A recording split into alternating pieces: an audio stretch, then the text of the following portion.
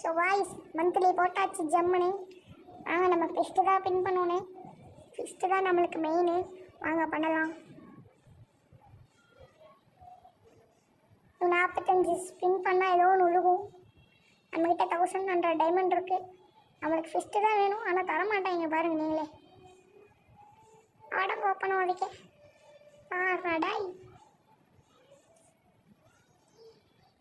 அதை கொடுக்க வேண்டியதாடா, ஏன்டா தாலி எடுக்கிறீங்க?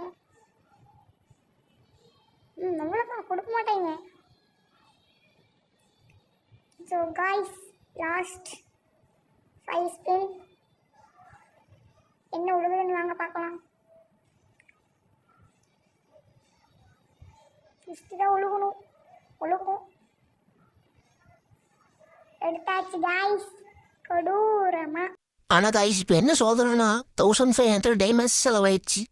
அதான் கஷ்டமா இருக்கு.